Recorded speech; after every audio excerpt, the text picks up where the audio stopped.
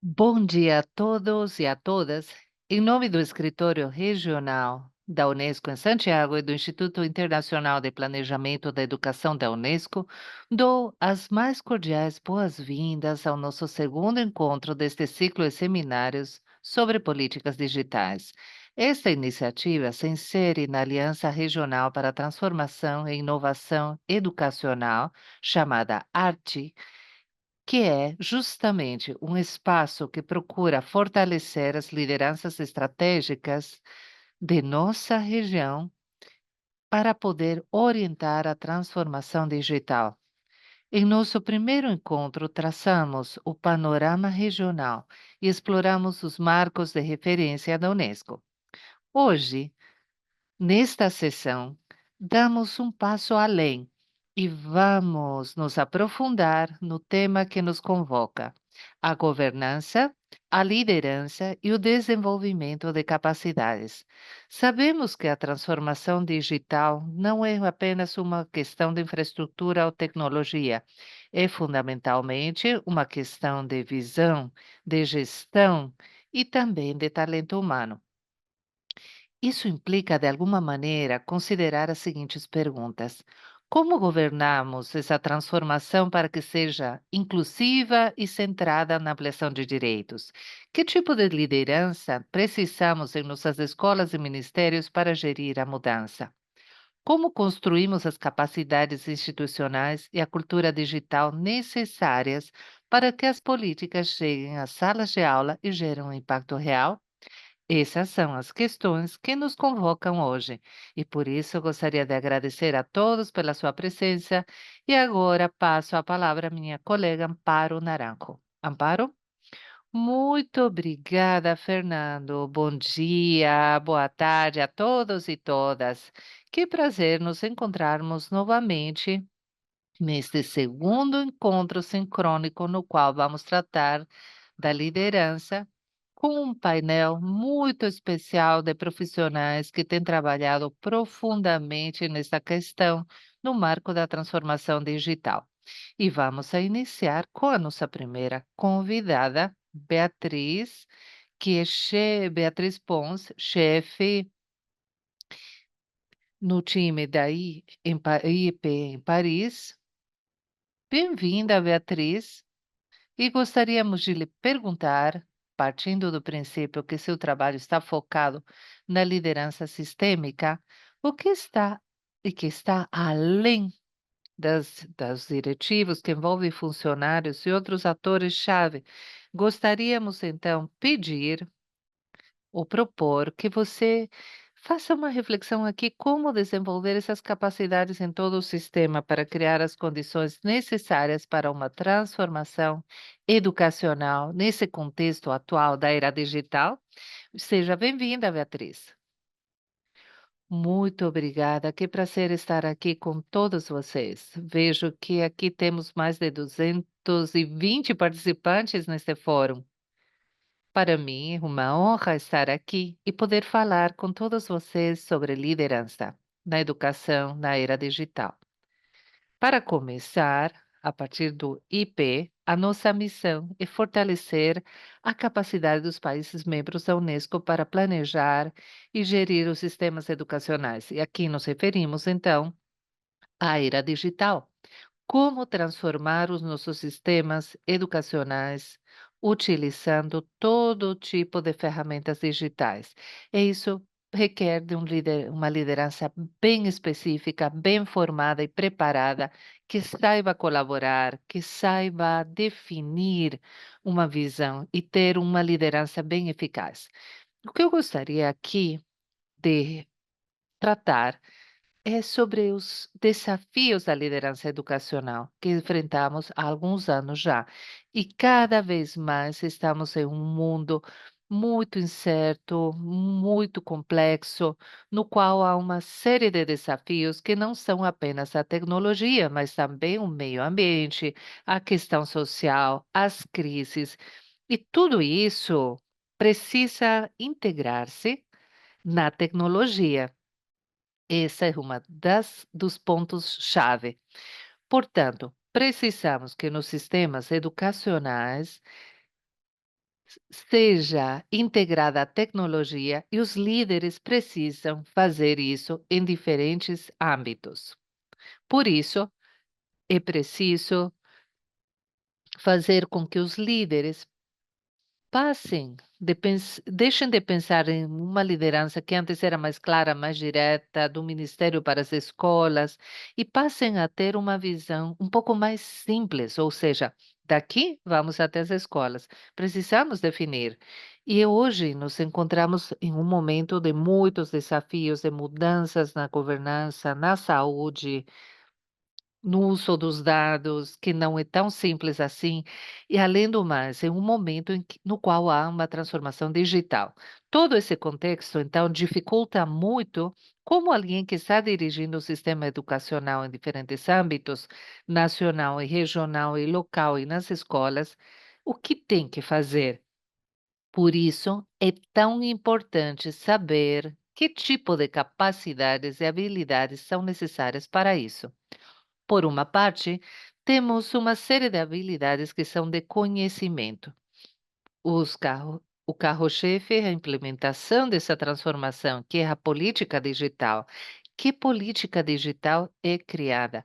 É preciso ter uma visão estratégica com objetivos claros, com indicadores alinhados a essa visão, políticas baseadas na evidência.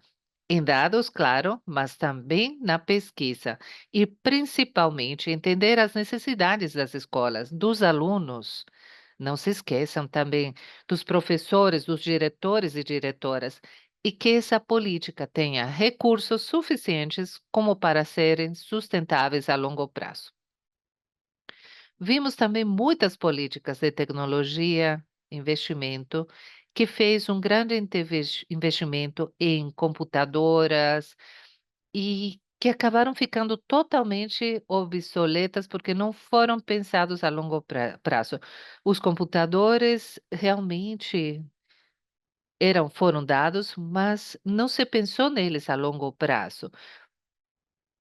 Por exemplo, quando eles tinham algum problema, eles eram consertados, mas também era preciso atualizar software, portanto, todos esses recursos não precisam estar alinhados aos objetivos. Isso é bem importante. Por outro lado, temos também a questão da participação, com a entrada da política digital nas escolas e nos ministérios. Aparecem muitos mais atores que, por uma parte, são atores que utilizam tecnologia. São os especialistas em tecnologia com os quais precisamos conversar e precisamos entender o que é uma política nacional, regional das escolas. Por outro lado, temos o setor privado. Muitos deles têm todos os computadores, os softwares, etc. E há muitos atores que participam, e é preciso entender de que maneira trabalhar com todos eles. Por outro lado, temos o contexto institucional de outras políticas, por exemplo, curriculares ou de avaliação ou de administração, como a compra de computadores, como é feita e que precisa ser adaptada a esse contexto. E esse contexto também depende da capacidade.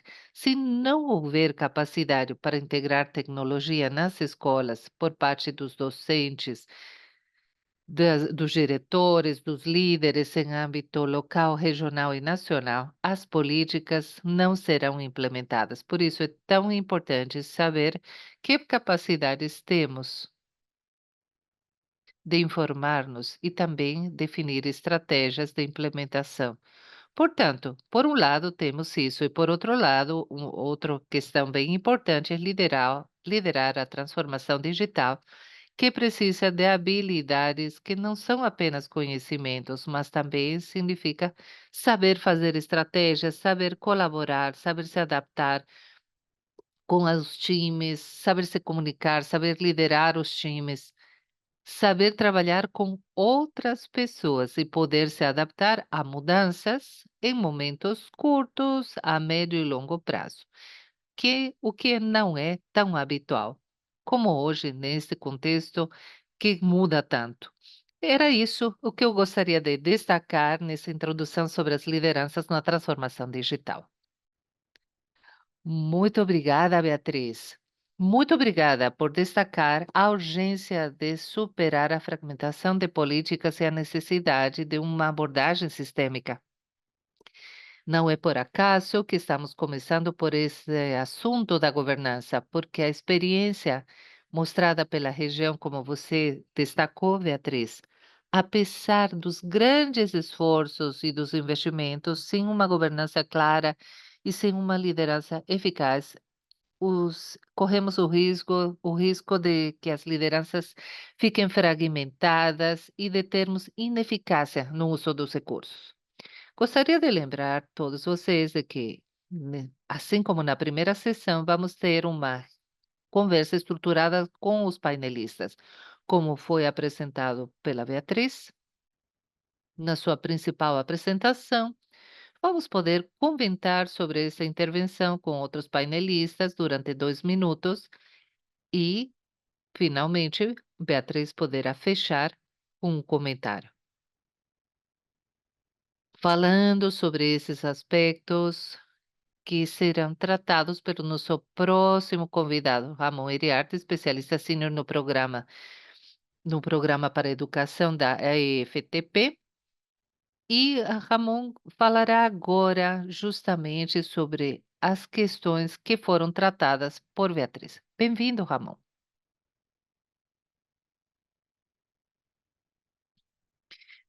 Não estou ouvindo bem vocês. Vocês estão me ouvindo bem? A gente está lhe ouvindo bem. Ok. Muito obrigado, Beatriz. Essa questão é muito importante. Todas essas dimensões que você mencionou, principalmente que a transformação digital pode ser impulsionada pelo desenvolvimento de capacidades através da intervenção de todo o sistema. Como podem ser criadas essas condições necessárias e que são tão diversas nos diferentes países da nossa região e da América Latina? No Caribe, acredito que é muito importante também o que você mencionou sobre as condições, e a gente viu muito isso na história da integração da tecnologia na região. Muitos países que foram pioneiros. Lembremos de todas as experiências no Chile, na Costa Rica, no Brasil, na Colômbia, e muito disso também foi visto. Ou seja, o foco que é colocado em tudo aquilo que é material e na tecnologia. E claro, tudo isso gera um grande investimento. Mas às vezes a falta desse foco estratégico, desse olhar um pouco mais estratégico e dessa necessidade de desenvolver as capacidades para acompanhar esses processos é realmente crítico. E são lições aprendidas também. Nesse ponto, talvez também gostaria de destacar o que você mencionou sobre a sustentabilidade, essa necessidade de planejar essa transformação para que assim os esforços que foram feitos sejam sustentáveis no tempo e principalmente no cenário de tantas mudanças que às vezes existem na América Latina e no Caribe. Sabemos que são regiões dinâmicas, que há muitas transições do tipo político, social, econômico, que muitas vezes geram condições bastante complexas para a sustentabilidade. De iniciativas que às vezes são bem-sucedidas, mas que no tempo vão sendo enfraquecidas. E já vimos isso no Peru e em outros países que tiveram um auge no momento em termos de transformação digital e depois acabaram caindo. Acredito que esses são os pontos que eu gostaria de trazer aqui e muito obrigado pelo convite para participar destes primeiros estímulos para o diálogo. Amparo, ouvimos você perfeitamente, Ramon, e gostaríamos de passar a palavra mais uma vez à Beatriz para fechar em 2 minutos com comentários sobre, sobre o comentário de Ramon. Beatriz, por favor. Muito obrigada, Ramon. Quando eu estava olhando esses dados e os dados que temos para esses cursos, vemos todas as reformas feitas na América Latina no âmbito da tecnologia, nos últimos 3 anos, desde 2021 a 23. E há muitas, há mais de 15. E claro, um dos grandes desafios é que seja implementado e que, embora estejam muito bem escritas e muito bem definidas, se não houver capacidade, se não houver recursos e uma definição clara de quem vai fazer isso e como vai fazê-lo, é realmente algo que não sabemos se vai acontecer. Por isso é tão importante que exista uma liderança eficaz para poder implementar, para poder realizar essas reformas. E para isso precisamos não apenas de capacidade de liderança, mas também de entender qual a tecnologia adequada para os diferentes sistemas. E se não tivermos essa capacidade, aqueles que dirigem o sistema com certeza sabem e precisam colaborar com o com a parte do setor tecnológico. E tudo isso precisa ser feito com os ministérios que antes não faziam isso. Precisam contratar, ver quais são os bons colaboradores tecnológicos para poder desenvolver as ferramentas necessárias tecnológicas em um sistema educacional, ou bem para o ministério ou para o currículo das escolas. Isso é muito importante. Saber escolher o pessoal, os funcionários e que entendam realmente do sistema educacional sustentável. Muito obrigada. Muito obrigada, Beatriz. Muito obrigada, Ramon. Estamos já dando forma ao como, não é? Introduzindo a tecnologia nas dinâmicas educacionais. Agora gostaria de convidar mais uma vez Ramon Iriarte para a sua principal intervenção. Gostaria de destacar a experiência de Ramon no que diz respeito à informação técnico-profissional. E gostaria de propor, Ramon, que você nos explique como as experiências inovadoras, assim como os centros de inovação inovadoras da EFTP, podem ser os motores que conduzem a educação. Muito obrigada, Ramon. Mais uma vez, obrigado, Amparo. Bom, Fernando falou sobre a transformação digital, e ele disse que isso não é apenas tecnologia. E quando falamos de Centro de Excelência em Formação Técnico-Profissional, não estamos falando apenas dos grandes equipamentos, dos equipamentos modernos. A função principal dos centros de excelência não se trata apenas de formar bem os alunos, mas sim de elevar o padrão dos centros de formação técnica. Ou seja, compartilhando práticas, tecnologias, materiais e experiências com outros centros. Podemos, então, falar que esses centros são plataformas vivas de integração, que integram informação aplicada a desenvolvimento, serviço para as empresas. A chave é que eles não apenas se melhoram entre si, mas que eles espalham conhecimento para os outros centros e se tornam verdadeiros motores de mudança. A experiência dos centros de experiência vocacionais da Europa nos mostram como esses nós integram os fornecedores de formação, as empresas, as universidades e governos locais e conseguem, desse jeito, acelerar a qualidade e principalmente a pertinência à inovação. E esse é um aprendizado fundamental. O centro não é o fim em si, mas um espaço de articulação que atende todo esse sistema técnico-profissional. Gostaria de destacar aqui duas dimensões críticas das quais esses centros se destacam. Em primeiro lugar, a inovação tecnológica.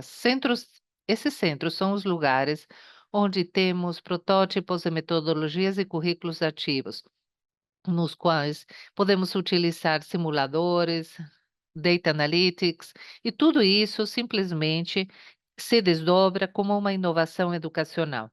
Por exemplo, no País Vasco, nós temos um centro que implementou modelos, o Tecnica, que permitiu gerar soluções inovadoras que foram transferidas para toda a rede de formação profissional, evitando que cada instituição começasse de zero. A inovação se torna, então, um bem comum. O segundo lugar é o papel fundamental dos professores e dos diretores. Docentes e diretores são protagonistas de mudanças. Em Singapura, os institutos, que são os centros de excelência de Singapura, investiram na formação contínua, em coaching na sala de aula, em comunidades práticas, e isso não apenas fortaleceu a qualidade do ensino, mas também elevou e deu prestígio ao ensino na sociedade. As experiências confirmam que quando os docentes passam a ser co-criadores da inovação, o efeito multiplicador se espalha, se estende para redes completas de escolas e fornecedores. O terceiro aspecto crítico é a conexão com o tecido produtivo.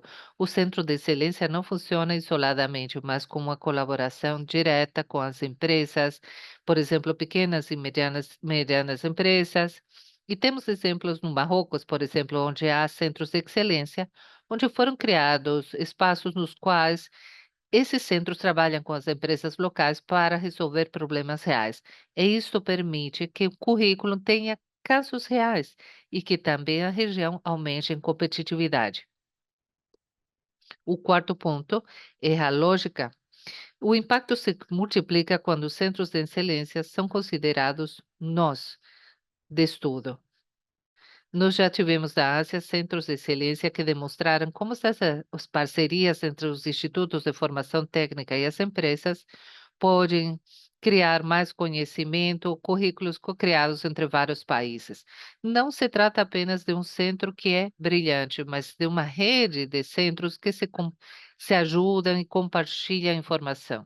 E em quinto lugar, em um contexto de transformação digital, de transformação verde, digamos assim, para um futuro mais sustentável, os centros focados em setores produtivos são fundamentais.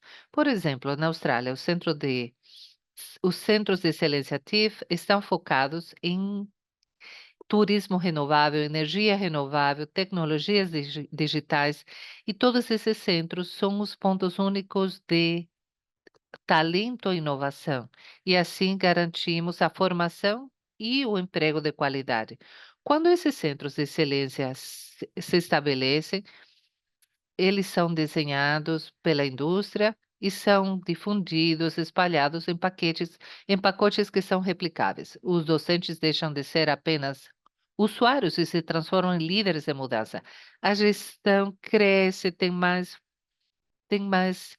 qualidade, mais empregos e principalmente no setor público e privado, porque os centros geram confiança e concentram as capacidades. As lições aprendidas são claras.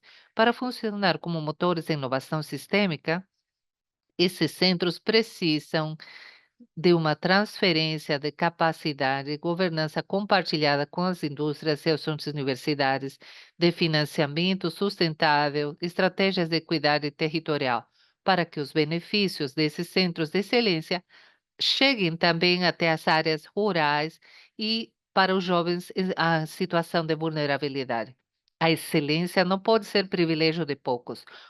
O centro de excelência não pode ser uma vitrine isolada, tem que ser um bem público que esteja ao serviço da sociedade para transferir conhecimento. Quando isso acontece, os centros se tornam motores de produtividade, de inclusão, de transição verde e digital, e com um impacto que vai além das gerações. Esta seria a minha contribuição. Amparo, muito obrigado pelo convite e oportunidade. Muito obrigada, Ramon, por colocar aqui como a governança e também o caráter sistêmico da transformação digital não vem apenas da liderança, mas também do fortalecimento institucional e daquilo que as experiências podem fazer com os centros de educação técnico-profissional. Gostaria de convidar para comentar sobre sua primeira intervenção a Maria José Velasquez, especialista em educação digital no escritório da Unicef para a América Latina e o Caribe. Bem-vinda, Maria José. Seja bem-vinda, pode fazer seu comentário. Muito obrigada, Amparo, e muito obrigada, Ramon, por nos dar esse spoiler, digamos assim, sobre os centros de excelência. Acho muito válido o que você coloca sobre a combinação das tecnologias com essas novas megatendências que existem no mundo. A questão verde, a transformação digital, tudo isso está entrelaçado. Portanto, considerar isto transforma isso em um olhar bem estratégico e fico com vontade de saber mais sobre o Centro de Excelência da Austrália, que você mencionou, que tem essa visão sobre a mudança climática e sobre a economia verde. Ramon, eu tenho uma pergunta para você, bem específica sobre o que você mencionou, e que tem a ver com as experiências inovadoras que você acabou de mencionar, que são potentes e poderosas como eu vejo. Mas a partir da perspectiva de direitos, como podemos garantir que essas inovações que começam muitas vezes como piloto, e como pilotos caros, muitas vezes, como você mencionou, porque é preciso trabalhar muito para poder desenvolvê-las. E são desenhadas desde o início com um olhar colocado na escalabilidade e em um olhar inclusivo também, para assim chegar até populações, principalmente em situação de vulnerabilidade. Não seria fazer o de sempre, mas sim chegar a populações pelas quais precisamos trabalhar um pouco a mais. Gostaria de ouvir sobre isso. Muito obrigado, Marro, pela pergunta e pela sua reflexão. Bom, a partir de uma perspectiva de direitos, qualquer inovação de educação, incluindo os centros de excelência, tem que ser concebidos como um bem público, não como experiências isoladas, nem como vitrines de prestígio, mas sim como plataformas que estão ao serviço de todos. Isso significa que a criação dessas inovações precisa ser guiada por critérios de equidade, de acessibilidade, de, per- de pertencimento e pertinência, e colocar no foco aqueles que mais precisam, ou seja, os estudantes que estão em situação de vulnerabilidade. Excelência não pode ser privilégio de poucos, tem que ser aspiração e meta de todo o sistema educacional, de todo o sistema de formação técnico-profissional. Por isso, os projetos pilotos têm que ter uma visão de escalabilidade. Tudo que é empreendido deve se transformar em padrões de modelo e boas práticas para chegar a todas as instituições. A partir da perspectiva de direitos, todos os centros têm que se tornar centros de excelência. E para conseguir isso, a experiência internacional nos dá lições importantes. Em primeiro lugar, é preciso ter marcos de governança sólidos, conectando as políticas nacionais e regionais, evitando que se criem essas ilhas de excelência desligadas de todo o restante do sistema. Precisamos também de mecanismos e alianças sustentáveis, nas quais a sociedade civil e as comunidades trabalhem com o Estado para garantir que o que funciona pode ser escalado. E, por último, um sistema de avaliação integral, que não olhe apenas qualidade técnica, mas também o impacto da inclusão e os gaps digitais e territoriais. Dessa maneira, essas inovações não deixam de ser experiências isoladas para se transformarem em motores de transformação sistêmica. E, claro, a qualidade na inovação pode se tornar em uma realidade para todos e, assim, materializar na prática o direito a uma educação inclusiva na era digital. Obrigado. Muito obrigado, Ramon. Passo a palavra agora a Fernando. Desculpe, eu atropelei você, desculpe. Muito obrigado, Ramon. E agora, justamente retomando o fio da meada de Maria José, desde a Unicef, gostaria de falar sobre a perspectiva dos direitos, que é fundamental, não é? E pensando em gerar uma transformação digital que realmente coloque meninos, meninas, crianças em primeiro lugar, a questão que eu gostaria de fazer: que elementos-chave precisam ser considerados em nossos sistemas educacionais, não apenas pensando no presente, mas sim também no futuro? Como podemos planejar uma governança sistêmica nesse sentido? Marro, você tem 5 minutos. Muito obrigada, Fernando. Gostaria de bater palmas para esses esforços que a Unesco está fazendo mais uma vez. E aqui, nós estamos aqui, nos sentimos em família, porque somos pessoas que estamos trabalhando para gerar espaços inclusivos. Sobre a sua questão sobre os elementos-chave, essa é a pergunta do milhão, não é? Acredito que para poder colocar as crianças no foco, no centro da transformação digital na educação, precisamos reimaginar a educação de fato. Precisamos de uma transformação no sistema educacional. Mas o que acontece quando pensamos em transformação nesse sistema? Para onde vão os nossos pensamentos? E para os trabalhadores, em primeiro lugar. Pensamos os professores e professoras e pensamos, mas o que está sendo feito de errado? Como eles poderiam melhorar?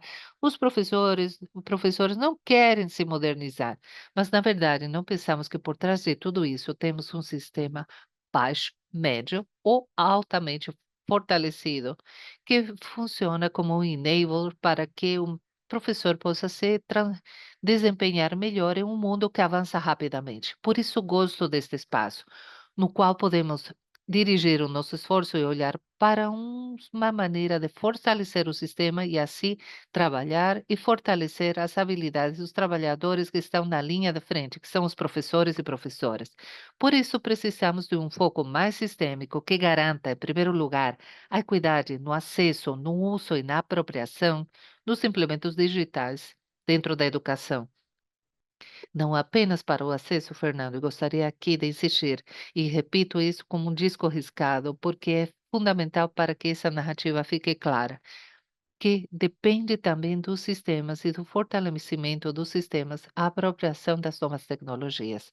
Então, não se trata apenas de conectar, não se trata apenas de ter alguns dispositivos digitais dentro e fora da sala de aula, mas também de trabalhar em abordagens pedagógicas que incluam a nova tecnologia. Isso é fundamental. Depois ouvi a Beatriz e achei muito interessante essa posição também das lideranças que precisamos ter dentro da transformação digital na educação. Acho que essa liderança também pode ser explorada mais um pouquinho quanto às crianças e adolescentes. Como fortalecer a partir dos sistemas os mecanismos de participação das crianças e adolescentes nesses assuntos tão interessantes quanto a educação e tecnologia? E aqui acredito que ainda precisamos trabalhar mais um pouquinho para poder gerar esses mecanismos institucionais de consulta e de escuta. Temos alguns estabelecidos, temos centros estudantis que já trabalham e fortalecem as lideranças nas crianças e adolescentes. Mas como fazer para que estes sejam mais inclusivos, para que estes sejam mais acessíveis? E como fazer para que a voz dessas lideranças jovens também chegue até as mesas dos tomadores de decisão e que funcionem como que são? Crianças e adolescentes são stakeholders, também são elementos-chave dentro desse ecossistema de educação.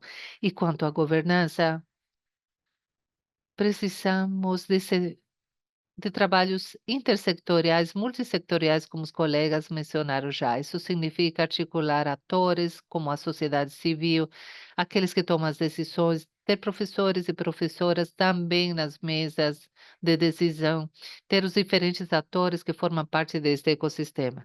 E acredito que é muito importante ter um ator aqui que eu vejo que sempre está fora desta mesa de negociação, que são as grandes empresas, dos setores tecnológicos, aqueles que desenvolvem as tecnologias, eles também têm uma grande responsabilidade nesse ecossistema e deveriam trabalhar lado a lado com os tomadores de decisão para aqueles que estão fazendo um desenvolvimento de sistemas, porque a partir do DNA precisamos desenhar tecnologias mais inclusivas e que possam apoiar o sistema educacional.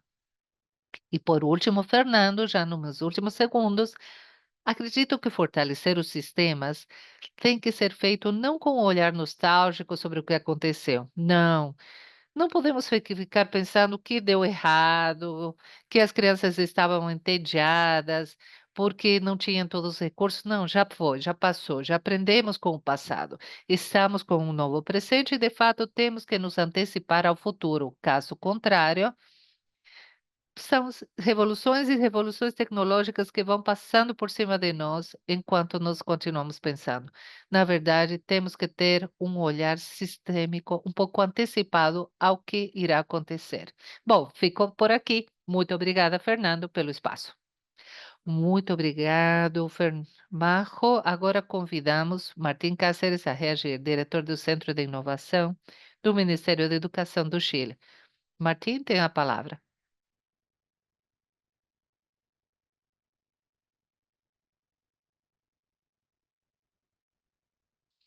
Muito obrigado, obrigado, Fernando. Muito interessante o que a Maria José comentou. Muito interessante o trabalho feito pela Unicef quanto à proteção e falar e relembrar sobre os direitos da infância. Hoje isso está lado a lado com o digital de diferentes maneiras. Temos um trabalho que se trata da atualização dos direitos da criança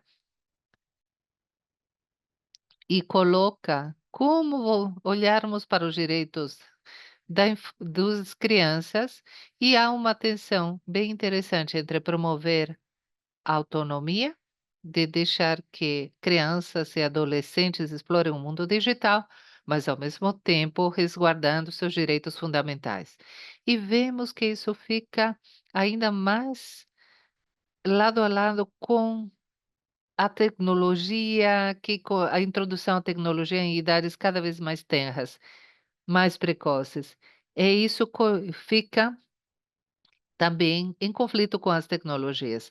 Então, como fazer para que, a partir da perspectiva dos direitos, consigamos resguardar a participação de crianças e adolescentes e como as políticas públicas podem ser incorporadas para cumprir com essa finalidade, ou seja, proteger as crianças no contexto digital. Marro? Obrigada, Martim. Acho que depois podemos continuar conversando, porque há muito para falar nesse assunto. Bom, Martim, como você mencionou, precisamos de mecanismos concretos de política pública. Acho muito válido o que você mencionou também sobre como fazer para transcender um pouco além daquilo que estamos fazendo já. Em primeiro lugar, gostaria que pudéssemos trabalhar e repensar os sistemas fortalecidos com um olhar de focado no ciclo de vida. É isso talvez seja um pouco polêmico, porque como fazer para começar com uma transformação digital a partir da primeira infância, dos 0 anos até as crianças e adolescentes? E é chave pensarmos além das telas, Martim, porque a gente sempre pensa que transformação digital consiste em dar um tablet, um celular, colocar algum dispositivo ou equipamento na sala de aula. Porém, isso vai além da parte pedagógica e pode nos ajudar a tomar melhores decisões administrativas dentro do sistema educacional. Pode nos ajudar a ter mais e melhores dados que informem também como melhorar os sistemas educacionais a partir de um sistema baseado em tecnologia. Então, é chave pensarmos além das telas. Não se trata apenas do celular ou do tablet. Temos que aproveitar muito mais das tecnologias e não estamos fazendo isso.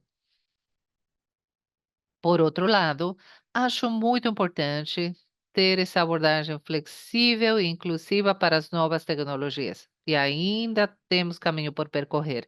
Eu estou trabalhando bem de perto com os tomadores de decisão e com diferentes stakeholders nesse sistema. Não todas as crianças aprendem igual, não todas as crianças aprendem igual. E como fazer para chegar a essa população heterogênea na infância? Temos crianças fora da escola, temos crianças em processos migratórios, temos crianças rurais, e como trabalhar e conseguir que os sistemas possam atender todos por igual e ter algo inclusivo e que possa trabalhar com as diferentes infâncias. Então, não vamos colocá-los dentro de uma caixa, mas sim trabalhar com as diferenças para estas crianças que precisam ter acesso às mesmas oportunidades. Meu tempo acabou. Muito bem, agora passo mais uma vez a palavra para Amparo, para nosso último bloco. Amparo, muito obrigada, Fer. Agora vocês estão me ouvindo? Sim, agora sim, Amparo. Gostaríamos de convidar mais uma vez o Martim para a intervenção principal. Martim, a partir do seu papel no Ministério da Educação do Chile, estamos interessados na perspectiva da gestão de médio e longo prazo. Como o Chile está planejando a transformação digital, considerando não apenas os desafios atuais, mas também os emergentes e tão disruptivos quanto a inteligência artificial, para que eles impulsionem estratégias sistêmicas e, assim, possamos oferecer inclusão na transformação digital. Excelente, Amparo. Nossa, parece que eu preparei essa pergunta. Temos uma colaboração super importante com a Unesco. Começamos a trabalhar já nisso desde o ano passado, justamente pensando nesse desafio. Nosso país, Chile, avançou muito na transformação digital. Temos uma infraestrutura digital bastante sólida e destacada na região. Hoje, por exemplo, nós temos quase 97% dos estabelecimentos educacionais já têm internet. Temos o desafio de melhorar ainda a qualidade, mas temos conexão à internet na maioria das escolas. Ao mesmo tempo, temos uma política que tem altos e baixos, mas que se mantém como uma política de Estado. Desde os anos 90 até agora avançamos e também integramos na nossa grade curricular muitas questões. E hoje temos realmente um bom avanço no nosso país. No entanto, a inteligência artificial e os novos desafios colocam em risco esses avanços, como comentávamos antes. Mais acesso à tecnologia traz novos desafios. E, claro, são geradas novas exclusões. Hoje, tem pessoas que têm acesso a plataformas gratuitas, mas outros têm mais recursos que são pagos, e isso te dá uma vantagem extra. Ao mesmo tempo, aqueles que podem se beneficiar das ferramentas que são gratuitas, não sei, por exemplo, o ChatGPT ou qualquer outro sistema gratuito, todos poderiam usá-lo, mas temos um novo gap. Ao mesmo tempo, temos desafios super importantes na região. E como fazer, então, exi para termos novas regulamentações para os desenvolvedores nas empresas, para que essas atividades sejam feitos seguras desde o início. Portanto, isso tem um aspecto educacional. Diante de todos esses desafios, nós no Chile estamos trabalhando em um marco integrado para a tecnologia digital, com uma proposta feita pelo México e que se chama Transformation Col Transformation Collaborative.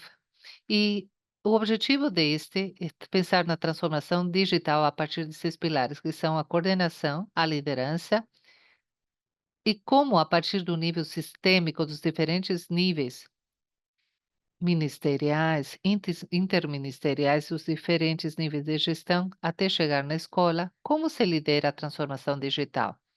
Esse é o pilar integral. Temos o pilar de infraestrutura, com condições básicas para poder chegar a uma integração significativa em diferentes âmbitos do sistema. Temos o pilar do custo e da sustentabilidade, para termos mecanismos de transformação digital a longo prazo. Também temos o pilar da capacidade de cultura, como incorporar habilidades que têm a ver com o digital em nossos currículos. E também como formamos os docentes, não apenas os docentes, mas também as famílias, os diferentes líderes que avançam na transformação digital, que somos todos nós. Também temos o pilar do conteúdo nas soluções, ou seja, como avançamos para fornecer o sistema com conteúdos de qualidade. E o pilar de dados e evidências, que tem um papel fundamental neste modelo, Porque se avançamos na digitalização, podemos ter plataformas conectadas entre si e que permitam tomar melhores decisões baseadas na evidência. Como aplicamos esse modelo? Como aplicamos este modelo? Com uma colaboração direta e aplicamos e elaboramos um diagnóstico com múltiplos atores e depois foram feitos workshops nacionais. Cada um desses pilares segue diagnósticos, uma metodologia de focus group com especialistas da indústria, do mundo educacional, do setor público, comunidades educacionais, para, a partir do ponto em que estávamos, projetar essas futuras ações. E estávamos de acordo com um plano de longo prazo e a transformação educacional, para termos uma visão comum. Acontece que no Chile estamos queremos nos projetar para o futuro.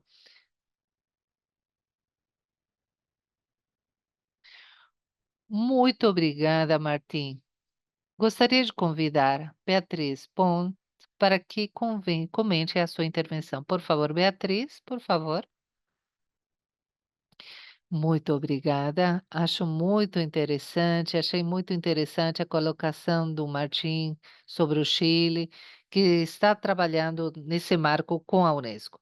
E a partir da sustentabilidade dessa política, seria interessante ver como vocês estão colocando tudo isso para ser sustentável. E também tem uma questão.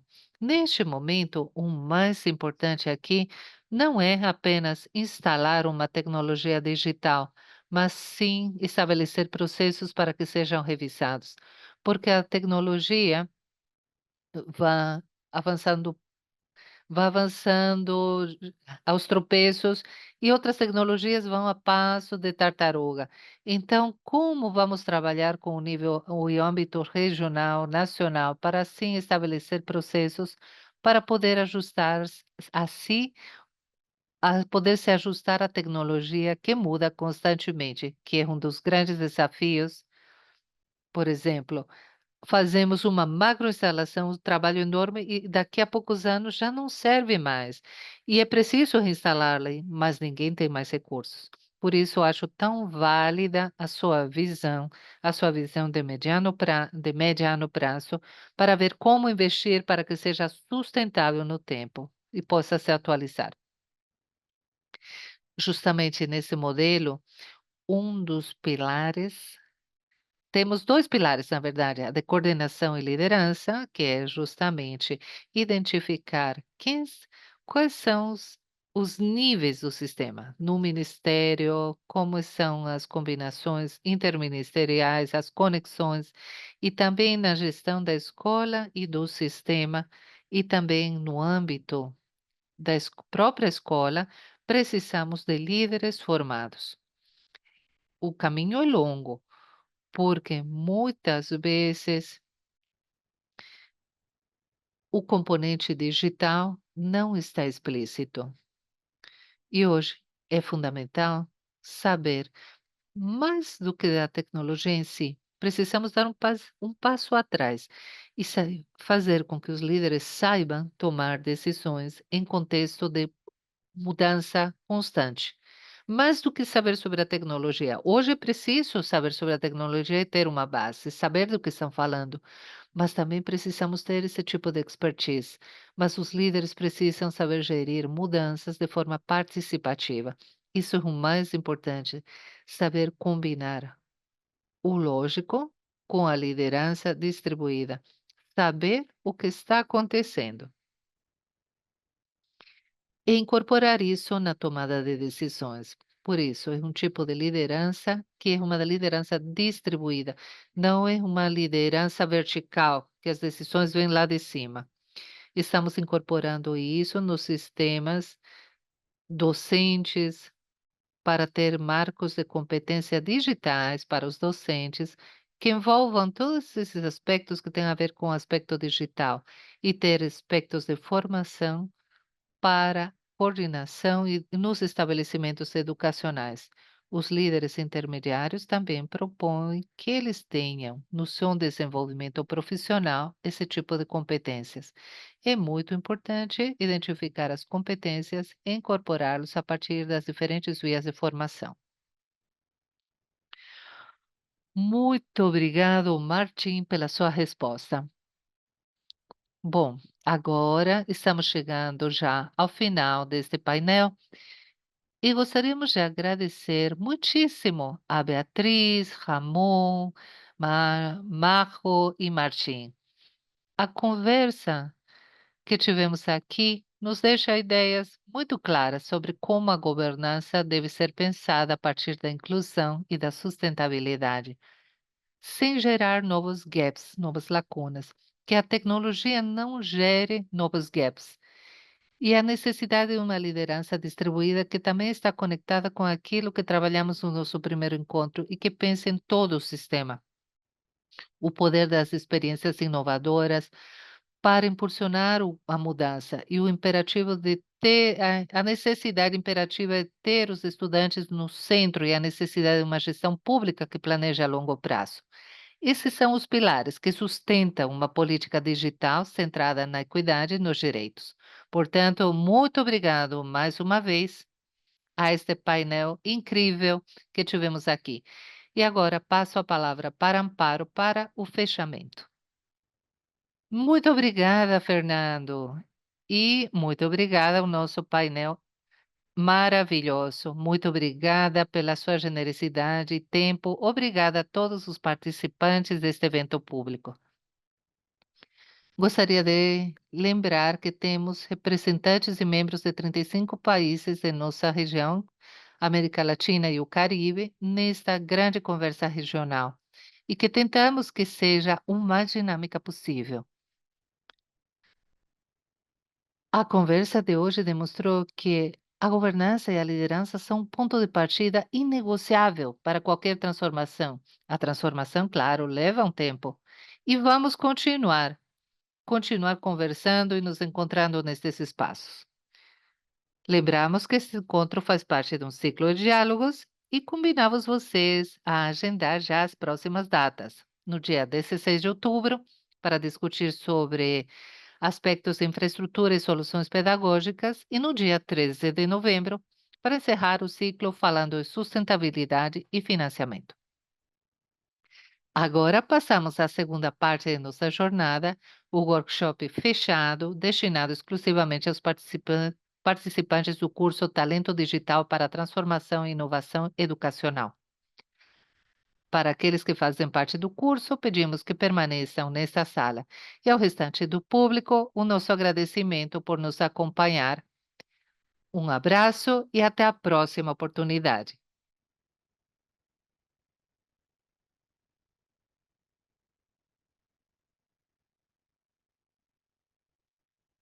Muito obrigado, muito obrigada, obrigada. Até a próxima oportunidade.